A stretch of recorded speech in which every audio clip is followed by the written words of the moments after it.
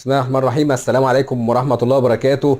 مساء الخيرات على حضراتكم ويا رب في صحة وسعادة. وهنتكلم النهاردة عن واحد من أشهر الأمراض الروماتيزمية وأسباب التهاب المفاصل في تخصص الروماتيزم، وهو الروماتويد المفصلي أو الروماتويد أرثرايتس. الروماتويد زي ما احنا بنقول التهاب مفصلي، والتهاب يعني عيان بيجي بمفصل وارم وأحمر ومعدل الحركة بتاعته قليل، وقد يشعر فيه كمان ان ايديه سخنه او مفصل الوارم او الملتهب دوت سخن ودافي. وزي ما يكون احيانا بيكون الالتهاب شديد ويقول لك يوصفه على ان هو زي الدمل او زي الخراج من النقح اللي فيه.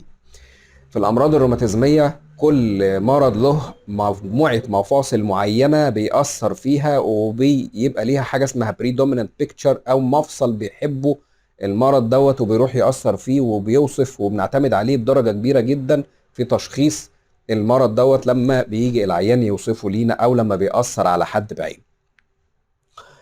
طيب، الروماتويد من الامراض اللي بتحب قوي مفاصل الايدين والرسغين اللي هم دول والمفاصل القريبه، وكمان ممكن يأثر على الكوعين وساعات على الركب.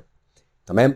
من الحاجات المشهوره كمان في الروماتويد ومن اهم الاعراض اللي تخليك تروح تطلب المشوره الطبيه هو التيبس الصباحي. واتكلمنا في فيديوهات الخشونه اللي متابعنا عن التيبس، وقلنا ان الحركه بتبقى ضعيفه وصعبه بعد الاستجنيشن او بعد قله الحركه، وده بيحصل في اول اليوم الصبح، عشان كده سموه تيبس صباحي. بعد ما بنبقى نايمين بيحصل تراكم للمواد الالتهابيه في المفصل بتاعنا، وكمان بقى ما بيقعد شويه ما يحركش المفصل بعينه وبعدين يبتدي يحركه. ممكن يكون معاه شويه فتيج او اجهاد، تعب وعدم قدره على اداء الوظائف زي ما هو متعود نظرا للتفاعل المناعي اللي بيحصل في جسمه. لكن اهم حاجه بتهمنا هو التيبس الصباحي اللي بيقعد فترة مش قليلة، تقريبا من 30 دقيقة أو أكثر، وممكن أكتر من 15 دقيقة، عشان نفرقه عن الخشونة والأمراض التانية اللي بتعمل تيبس صباحي بس مش لدرجة طويلة زي روماتويد ما بيعملوا.